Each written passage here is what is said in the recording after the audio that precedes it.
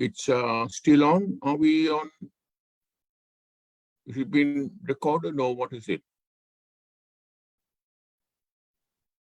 Hello. Yeah. Hi. Yeah, we are actually live now. So Yeah. while waiting for our participants to come in, so Yeah. I think, shall we start? Yeah. How long this is going to last? This is 45 minutes, including question Right. and answer. Okay, Yeah. so I think we can start now. So we can Yeah. just let the participants come in. So so good morning, good afternoon, and good evening to all the scouts out there. So now we are having a Zoom session here, and will be streamed live via our Facebook. So we have our Mr. Henry Fernando from London. Yeah. Okay, hi, nice to see you, sir. Yeah. Thank you. Travel from Ceylon to London in 400 days. So I pass this session over to you, sir. Yeah.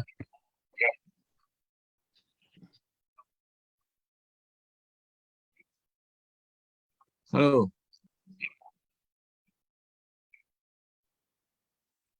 You can start, sir. How are you? Yeah. What is it now? You want me to say? Share your experience on this. Well, my experience is that as a yes, yeah. This was something that was not achieved in the years gone by,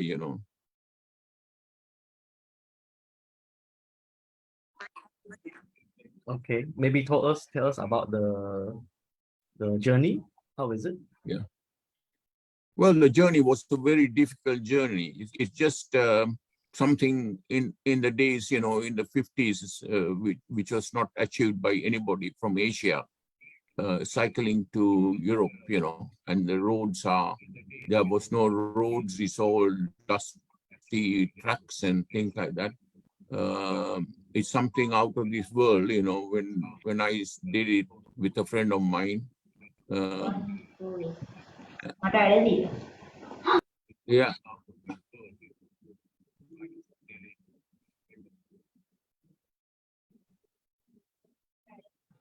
When was this actually? When was this actually? The trip? Well, the trip is a very difficult trip. It was, cycling, you could do only about 50, 60 miles a day, not very much because of the roads. The roads are all right. They are mostly tracks. They're not metal roads. Only when you come to towns and villages, you find that the roads are tarred roads, or concrete roads. But most of the tracks are dusty, just tracks. There's tracks, How many were you that time? It's only two of us. Only two of us from Asia. Nobody from Asia has ever cycled to Europe. Myself and my friend Ivan Ratnayaka was two people. And previous to that, there was another Sri Lankan who done it. And we are more or less the first Asians to cycle to Europe at that time. It was not done by anybody else, but so we are more or less sort of accepted as sort of youngsters who done it in the time of that era, How old were you that time when you did it? I was 19 years old at that time. Wow. I was a Boy Scout. And so was my friend, a Boy Scout during our school days, And I represented Sri Lanka as a scout I was in Tehran Jamboree in 1956, and I met the Shah of Persia, and I met all the presidents and prime ministers of each country I passed through. I was welcomed by all of them. and I was entertained because no one has ever done a journey like this on a bicycle, push bicycle, and sometimes covering, through traveling through jungle and rivers, crossing rivers and mountain passes in India and especially Persia and places like that. Desert, crossing the desert in Iraq, Syria, and then I lost my cycle. Actually, my cycle was stolen in Syria, in Damascus, and from there I had to hitchhike with a friend of mine to Europe. So we went through hiking to Europe. Arriving in Italy, I was presented with a new cycle, and I carried on from Italy onwards. What else can I say? That was adventure, quite an adventure. That was we were supported by most of the people, and national newspapers gave a lot of publicity, and some of the politicians I met helped us through. So we were okay at that time. The journey was a very difficult journey, but we managed it. Thank you. So what countries did you pass through actually? From Ceylon to what countries did you pass Well, through? I will start. I'll tell you the journey. I started from Sri Lanka and then cross over to India, and right through India. My journey was right through India with my friend, and my friend and I parted because we had disagreements. Because my partner wanted to go to Kashmir, so we have to part company. And then I had to travel on my own from Delhi onwards, from Delhi, India. And then I went over to Pakistan, and then from Pakistan into crossing the Balochistan, and then from there to Iran, which is Persia at that time, and then from there cross over to Iraq, and then from Iraq to Syria. And then, like I said, I lost my cycle in Syria. Then I had to do hiking, hitchhiking from there through to Lebanon. And then from Lebanon, I had to cross over to Egypt. Then from Egypt, I traveled along to Libya. And then from Libya, I crossed over to Italy. And Italy all hiking through, and then I was presented with a new cycle by the television in Italy, because I have to be frank here, because sometimes I can't remember my memories, not very good at the moment. So in Italy, I was presented with a new bicycle, and then from Italy, I cycled on from Italy to France, and then France over to UK. And that was a journey of about 14,000 miles. On the cycle, I cycled from Sri Lanka to Baghdad to Syria. It was just over 6,000 miles on the cycle. And I have to say that how I recorded all the mileage is that I had a mileometer fixed in the cycle, which gives you the miles as you travel, and that was it. So there was certain times that we couldn't do more than 30 miles a day, traveling from morning in the morning till about midday. And the thing is that I have already written the book, autobiography, and it's been published. It's been downloaded in the Facebook. So if any friends want to read the story, they can read the story by downloading, which has been downloaded on Facebook, and they can click in to the link, and then they may be able to read the book, because the book is not yet published due to the fact that due to the pandemic, the publishers couldn't do the publicity of publishing the book publicly, you know what I mean, and for sale. So that is still in the progress of being done at the moment. Anything else you want to know? We have brother, this one Kawaja here. Brother Kawaja, are you inside? Brother Kawaja? Yeah. Brother Kawaja. Oh, he's very excited when we say in this Global Scout Bicycle Jamboree, we Yeah. invited a legend. So he's very okay. Maybe we introduce him. Brother Yeah. Kawaja, are you in? Yeah.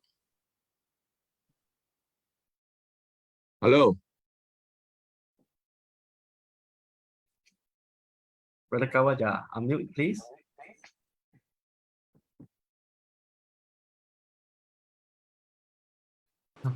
Excuse me, I just now joined. Okay, okay. Yeah. Brother Kawaja, can you unmute?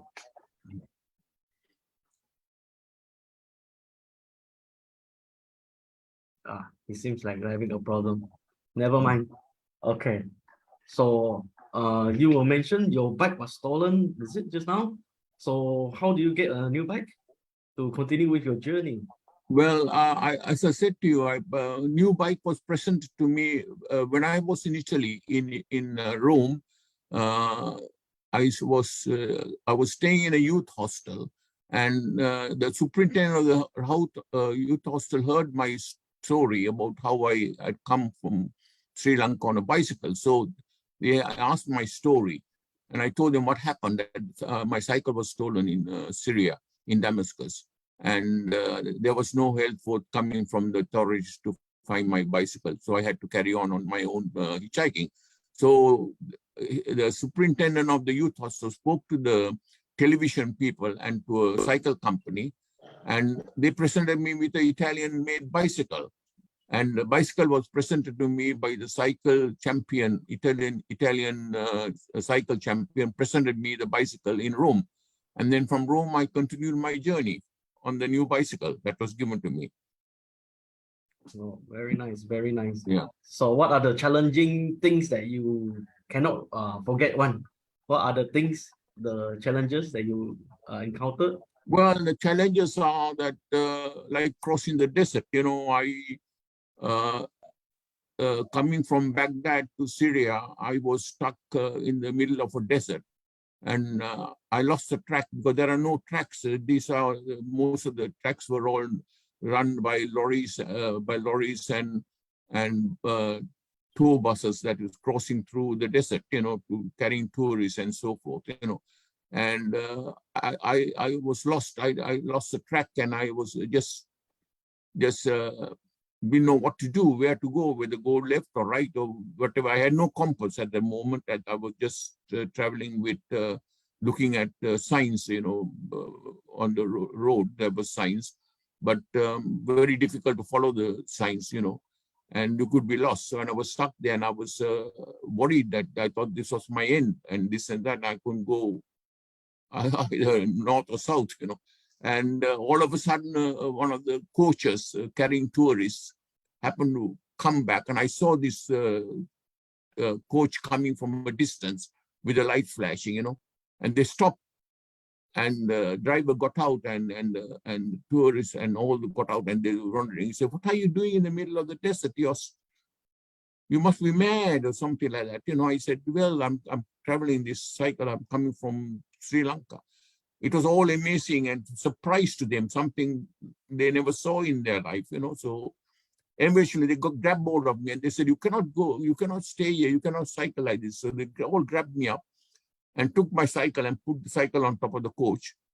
And they got me into the coach, and they took me by coach to Damascus, to travel to Damascus, which I had to do 250 miles from there to reach the town, because I could have been lost. And these people forced me to travel with them. They said, "You can't cycle here because the driver said you must be mad." So I had to follow full suit and join them, So that is one experience I had, And one experience was I had in India. Well, I can say another thing. In India, when I was traveling through the mountains, I had to go through the mountain passes, and I was knocked down by a lorry, just hit. But luckily, I fell on the side, but if I was thrown over the mountain, I would have been hundreds of feet down the mountain. So my cycle was a little bit damaged, the tires buckled and things like that. So I managed to sort this out and get to the nearest town and get it repaired and then carry on from there onwards. And also this incident happened also in Persia. Traveling through these lorries passing by knocked me down. But luckily in Persia, my bicycle was not so badly damaged. And it was a risk that I had to take. Then again, danger, traveling through the desert. There was desert fox, you know, I was being warned not to travel through the desert because you get desert fox traveling in the desert. So I was supported by the army in Pakistan before I left Balochistan, which is a desert land, which is a no man's land. I was forced by the army to carry arms or a revolver or something like that to protect myself against desert fox and things like that. But I never came across desert fox at the moment. I saw them from a distance, but not in the tracks I was traveling, you know. So these are dangers I've crossed, you know. What made you want to decide to go from Ceylon to London since the feat has never been done? What motivates you? Well, as I said before, we had the first Sri Lankan friend who crossed over to Sri Lanka, from Sri Lanka to London on a bicycle on his own. And he was the first Sri Lankan to do it. So I undertaken that trip to break his record because he done it in 18 months, less miles, 11,000 miles. You know, he did from Sri Lanka to London, and that took him 18 months. And I said, I'm going to break his record and do it more miles than in less months. See, that was the idea that I had to break his record, cycling record, you know. So that was one of the points that I undertook the trip. See, and my friend, Mr. Ratnayaka, was a chap who had covered the island, around the island for 1,000 miles around the island. So he had the experience, and that is why I asked him to join me and carried on from Sri Lanka to London. But as I said before, we broke up in Delhi because we had different ideas. Because instead of wanting to go west, he wanted to go east to Kashmir, and I said no. I'm sorry, Ivan. We have to keep to the trip because everybody is following us. All the papers and the politicians back home and all the people in the country is all following us. So we have to keep to the route that we plan route to go east. So I said, if you want to go east, you go east, and I'll go west. And so I carried on from there onward. But then coming back to the point, we met in Rome. So Ivan and I met in Rome in the youth hostel, and we got to know each other. And I asked him questions, how you got on, and he came in a different route, and he has come some other way, you know, to the UK. And therefore, we arrived in the UK, and that was how the story started. So it was something different at the time in the 50s. You know, we are living in the time. And also, I have to say that there was no things like mobile phones and cameras and things like that. So we only had carried box cameras. We had no cameras like we have today, you know, different type of things. So to take pictures, it was like a box camera. We carried only a box camera. You know, in those days, cameras we didn't have, or mobile phones, or digital cameras. We didn't have all those things, you know. So we had to do the way we had the things we had. For camping, I had to carry a pillow, which is a blow-up pillow, you know, and a canvas to put on the ground. No tent. We didn't have any tent. We carried water bottles. We had to, coming back to myself, I had to sleep under the trees. Passing by through the road, there was trees. I had to sleep under a tree. And that is how we passed our time, you know, and so on. Sometimes traveling alone, you know. many times, you see. And actually, as a matter of fact, I met some other people who were traveling by car and motorbikes. They always stop, help me with things. Sometimes I had to go without rations, no ration. I couldn't buy any ration because I had traveled for miles and miles with no places to buy food and things like that. Water, I had to carry about 2 gallons, and on my bicycle, I was the Indian Army gave me some canvas bags, which I tied it on my cycle bar, which carried about a gallon of water. See, and what a gallon is about 4 liters of water. So I had to manage with water. You know, sometimes passing through very difficult to find water. Difficulty, and so that sometimes I used to travel for days with no food, starvation, you know, so manage all that. And these are the struggles I went through, but somehow I completed my trip and achieved what I wanted to do. You see, it was something that I brought forth to my family and to my friends and to the country.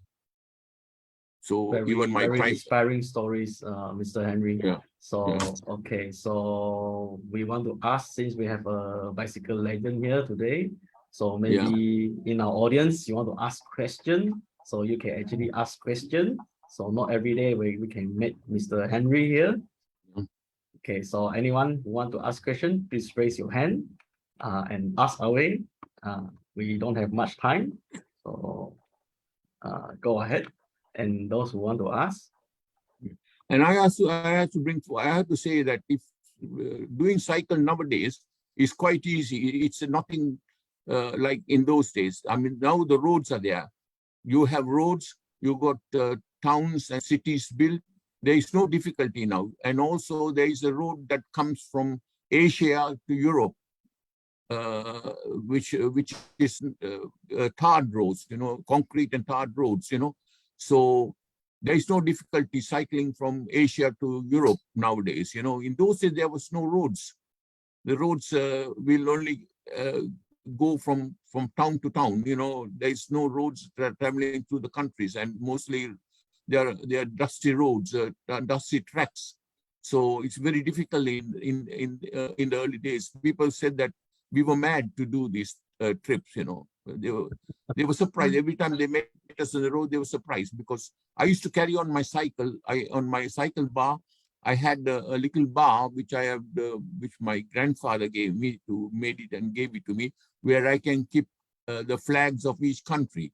So as I entered India, I had my in the beginning I had my Sri Lankan flag, and also I had the British flag, which is my end of my destination.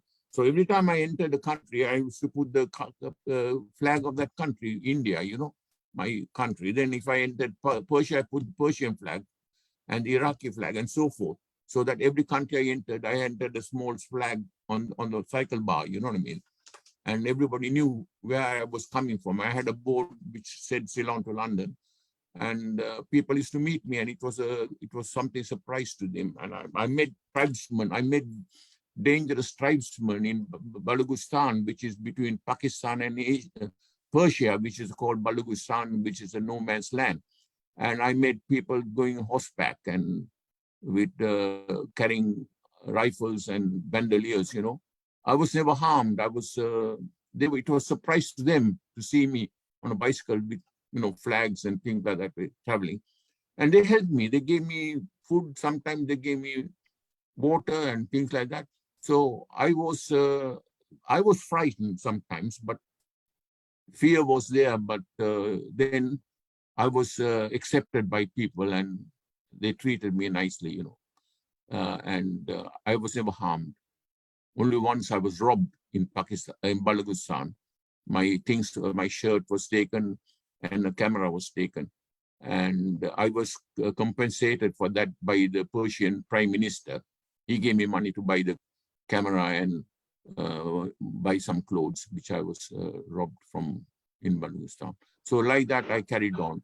And also when I met the Persia personally, even the Persia, the Shah was a very nice man. He gave me money as well before I left. He said, for your group, it's a great thing to see you coming from such a far away country. And at that time, he never even heard about Ceylon. At that time, it was Ceylon, not Sri Lanka. And he said, oh, you're coming from that small island? Yeah, I said, yes.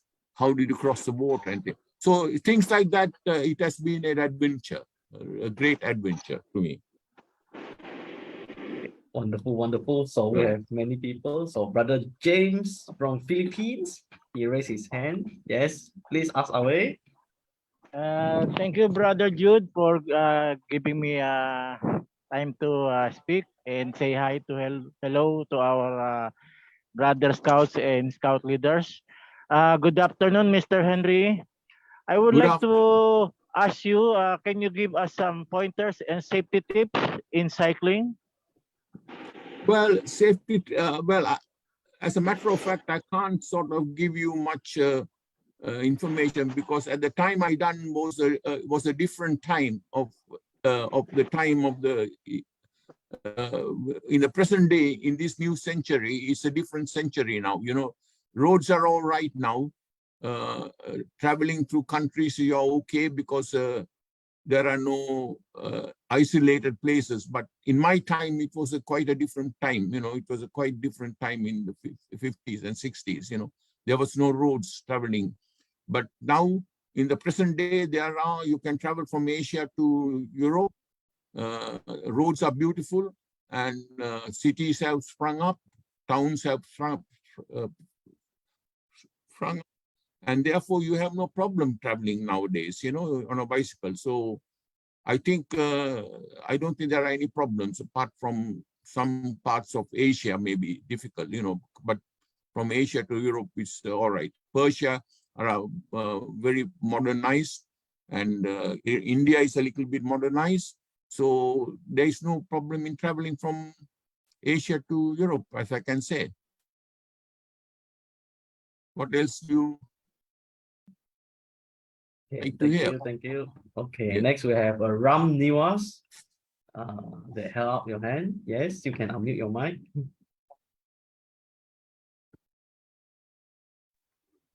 Brother Ram, you have a question?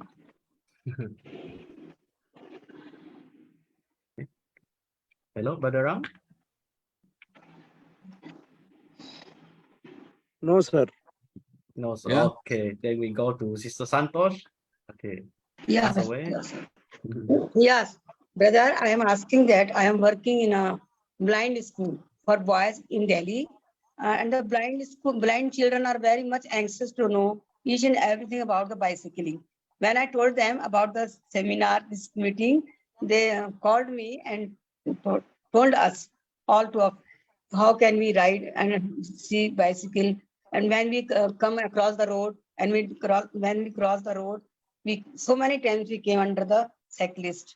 And what are the safety measures for the blind children who are growing age or 12, above than 12, 14, 15 years, in secondary school children, or who are blind, both eyes blind, they are facing very much problems. So how can we deal with that? And how can we know to them what is the bicycle and how can we ride it? And when we cross what are the safety measures for them who are blind?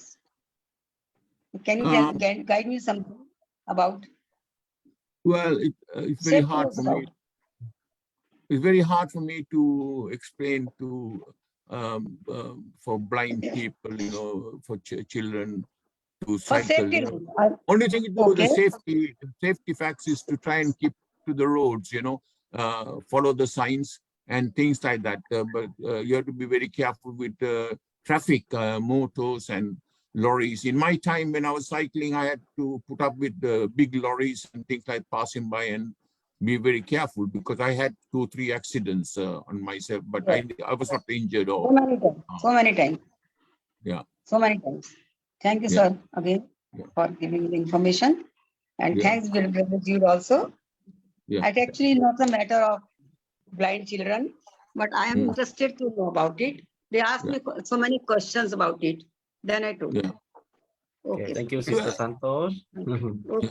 Next, we have Aluf. Aluf, come. Yes, I might have to ask you a question, Jude, after I ask him. Oh, okay. Okay, ask the legend. I'm around even tonight. So ask the legend first. So Henry, how many country flags do you have so far? Like you said, every time you go to a new country, you have to put on a flag. How many of those do you have? Yeah. Well, the thing is, I have to be very frank here because my memory is not very good at the moment. Going back, I mean, I'm nearly 87 years old, so it's something that happened 60, 70 years ago. So all I can say is that I traveled. I think I must have crossed over. Let me count one, two, from Sri Lanka to India, India to Pakistan, Pakistan to a place called Balochistan, which would be Pakistan and Persia, and then from Persia to Iraq, and then from Iraq to Syria, and then Syria to Lebanon, and then Lebanon cross over to Egypt, and then Egypt, Libya, Malta, and then Italy, and France and England. So that's quite a lot of countries I crossed. And Yeah. on a bicycle, I went from Sri Lanka to as far as Syria, where I lost my cycle, and I had to hitchhike. Hitchhike means getting lifts and walking, doing 30, 40 miles a day. Sometimes, hiking, that was very difficult. Passing through countries difficult at that moment. No roads are not there, was not very good, and also getting lifts and things by lorry and by cars, you see, and eventually arrived in my destination. So what else do you would like to know about my trip? No, that's it, sir. And Jude, Yeah. are you here? Yes, yes. Is this about the legend first? Later can ask about me. Yeah. No, I'm not asking about you. I'm asking when is the next lecture, because last time I asked you a bit late and you left. That's why. Okay, okay. I will share later. Okay, no problem. So any more question for Mr. Henry?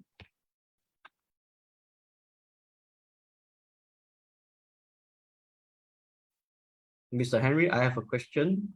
Do you Yes, have yes, yeah. at time, do you think like giving up when you go from to Ceylon? Is there a time where you think of giving up? What do you mean giving up? Giving up. You were traveling from Ceylon to London. Did you Yeah. like lost hope or any experience like that? No, not really. I really enjoyed it. It was a time that it's my youth, isn't it? I mean, I was in my 20s, 18 years old, 19 years, 18, and I left Sri Lanka when I was 19.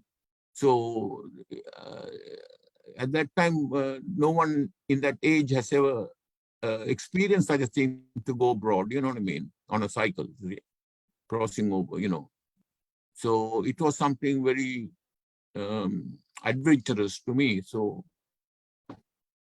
that's what I think thinking back is very difficult for me to think back because memories are fading away. Sometimes you can't remember a lot of things, But I have written all that I kept a logbook and I kept everything written down, the times, how many miles I did a day and so forth. So it's all been recorded in a diary. So if I had to look back and I can go and read and look back and see what is this, but to remember now at the moment to talk and to explain is a bit quite difficult at the moment, Thank you very much. Yeah.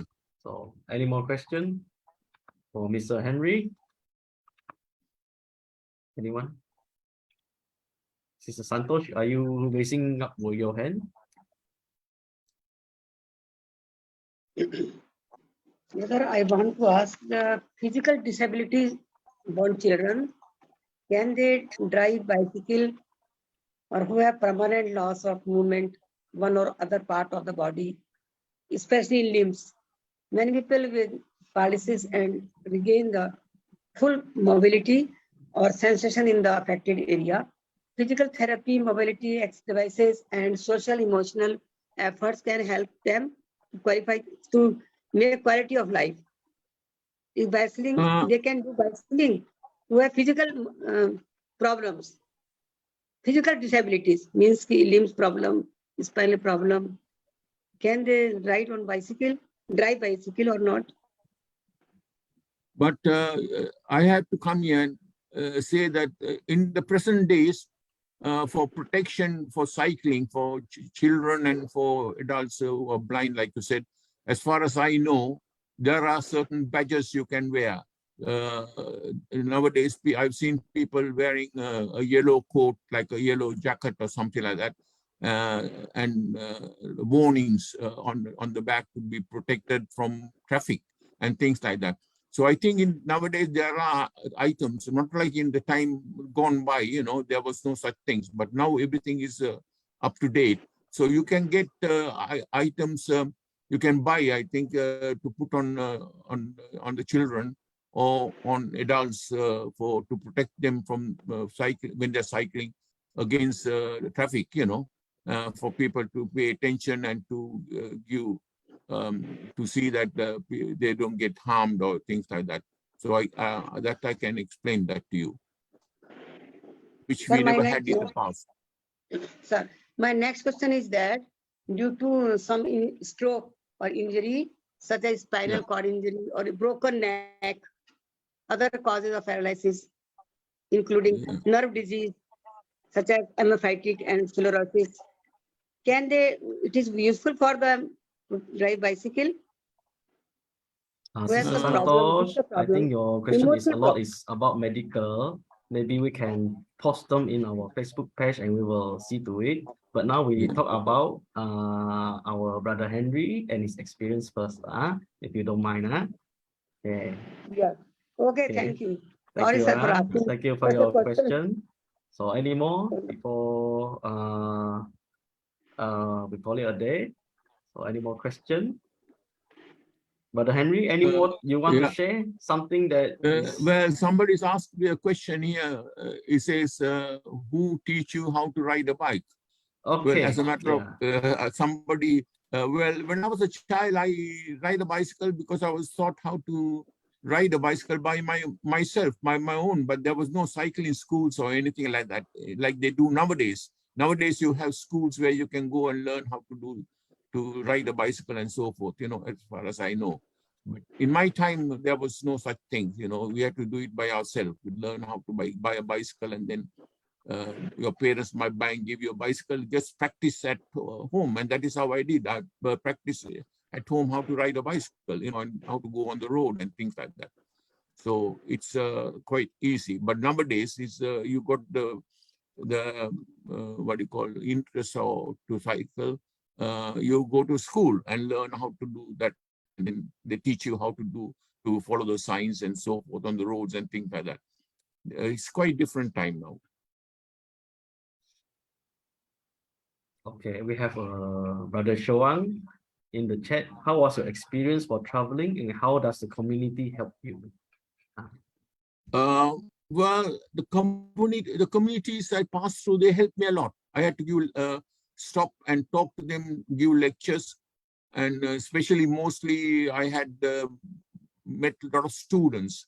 I stayed in students' schools and colleges, given accommodation to stay with the schools people. Also, I stayed in churches as well, because I didn't stay in hotels or anything, places like that. Only sometimes when I come to a big city that I stayed in a hotel given to me, and I didn't have to pay for anything. I got free. Everything was done free for me, offered by people. People used to pay my bills and things like that if I stayed in a hotel. So practically, when I left my country, when I left Sri Lanka, all I had in my pocket was something like 5 pounds or 10 pounds currency, which I had to manage. But every time I went to the countries, people gave me money. So I had money, and I was given food and lodging and so on. So I had no problem with that. And I didn't ask any help from my parents either. My parents didn't support me, but sometimes my parents did send me money from time to time, Brother Jude? Yes, brother. Yes. James. Sir Henry, can you give Yeah. us some links regarding a bicycle links or stories about riding bicycle links stories? Um, Can you share us? it is very hard to say what sort of links do you want. I mean, the best thing to do is like I did. I mean, if you look at the pictures, you see that on my bicycle, I had, if I was going from a country to country, I had on my bicycle bar, I had a little gadget which I fit my grandfather made and gave me, where I put a flag of each country that was going from your country to another country. And I had a what do you call milometer on the fitted onto the wheel of the bicycle, where I can record your mileage as you go along. You know what I mean? So you know exactly how many miles a day you're doing, and you have to carry with you bottles of water if you're traveling a long distance. Rations, you carry rations with you, and so forth. So what else can I say? Do you have pictures of your adventures, sir, in riding a bicycle? Do you have some to Yes, I share have. with I us? have pictures. I have pictures, but I have to be frank here. Like I explained to the speaker there, that we didn't have mobile phones in the time that I was cycling through. There was no mobile phones. There was no cameras. There was no. We didn't have television and things like. So all I carried with me was a box for telephone. Hello. Yes, proceed. Yeah. One more thing, sir. Do you have a Facebook page that we can view your some of your adventures? Do you have a Yeah. Facebook If page? you go, yeah, if you go to my page, to my profile, my Facebook profile, I have downloaded my autobiography, which I have already given and printed. Now, the book has not been printed at the moment because of the pandemic. The publishers couldn't publish it because of everything being shut down, you know. So my autobiography was printed in June last year.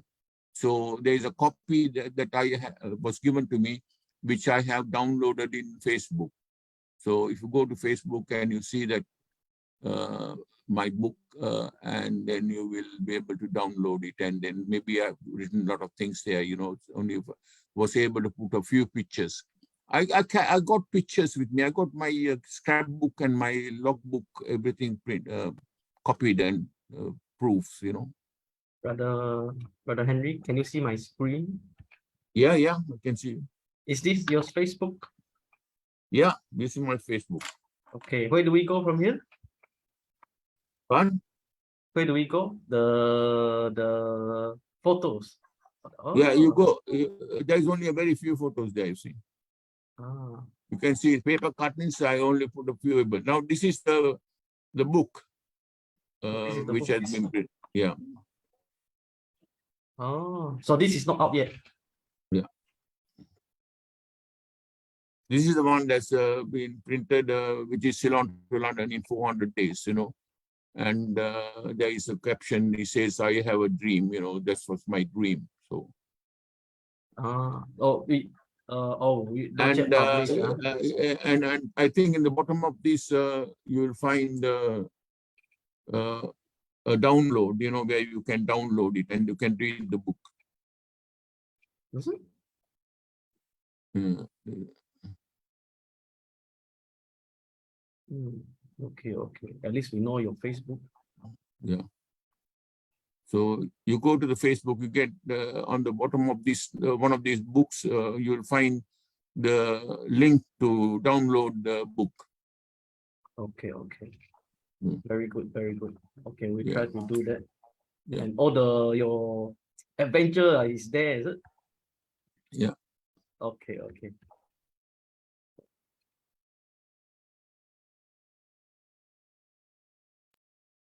So thank you very much to our Mr. Henry Fernando who is a bicycle legend that traveled from Ceylon to London, halfway split with his friend and met up in Rome.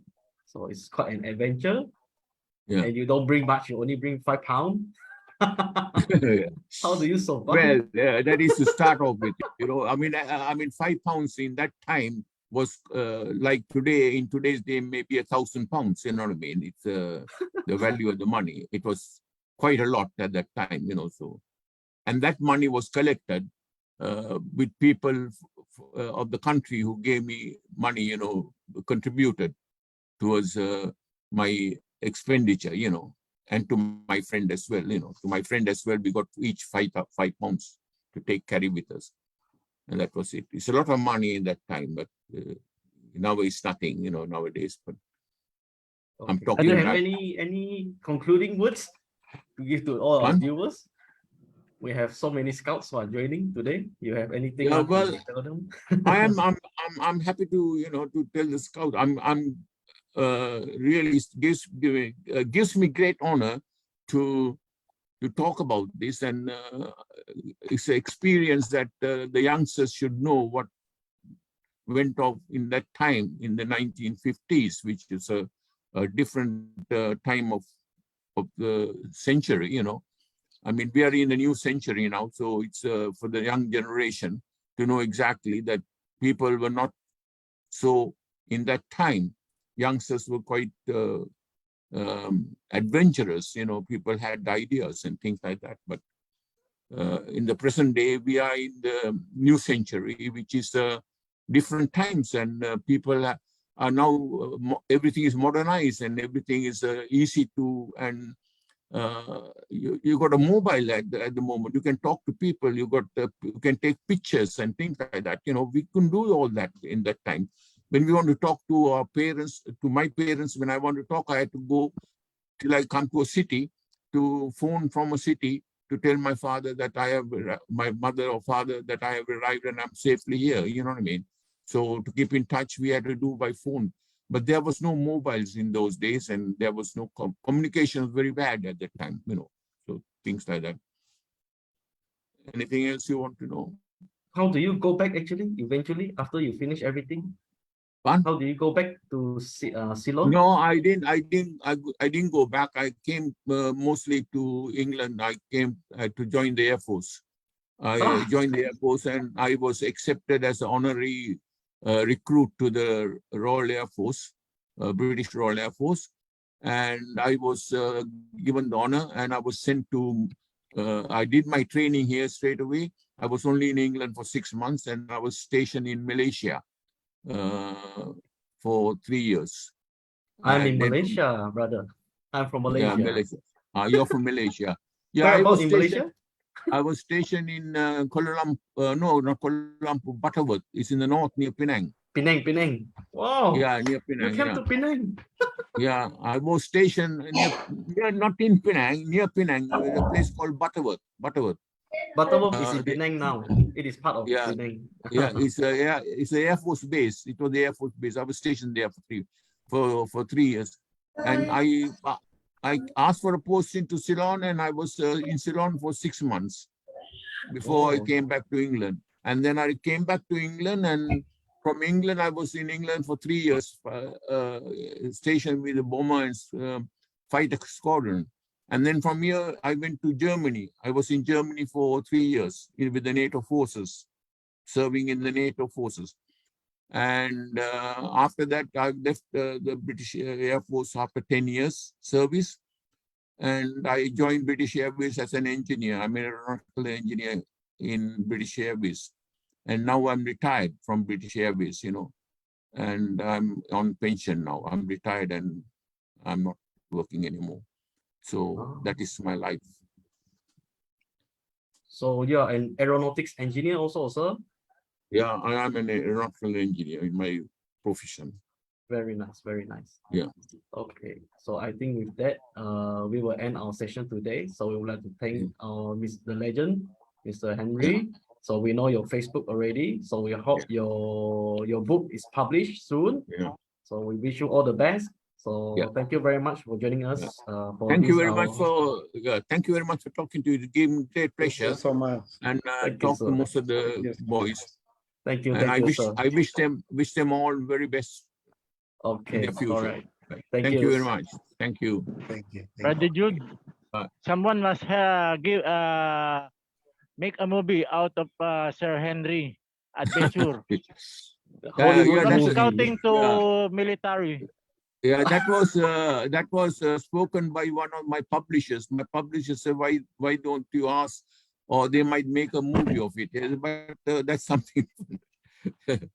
All right. We have so many scouts here. So it is your Yeah. job. Make it into a movie. Go and Yeah. get the books when it's ready. Yeah. Just now got somewhere, go download. Let's Yeah. look at it. So I wish you all the best, sir. Thank you Yeah, for thank you very much. spending Thank your you. time with us. So Yeah. okay, so we will for now, for this is the last lecture for our 3 days. So Yeah. tonight we will have a Jamboree campfire.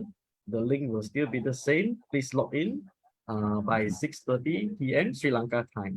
So thank you for all your Thank- participation. So Brother Henry, thank you very much for your time. We wish you the best. Thank you very much for talking to me. Thank you very much. Thank you. Wish Scout you salute to all the sir. best. Thank Scout you. salute. Brother, Bye-bye. brother. Thank you, sir. Can we have a group picture with Sir Henry before we depart? Okay, Yeah. that's a good idea. Not every day, huh? Okay, so everyone, please switch on your camera. We do a scout salute. Everyone, switch on your camera. Okay, are you ready? 3, 2, 1. Okay, scout salute, everyone. Open your camera. We have a legend here. Okay, scout salute. Okay, camera. 1, 2, 3. Okay, this is first page. There are so many of us, around 100.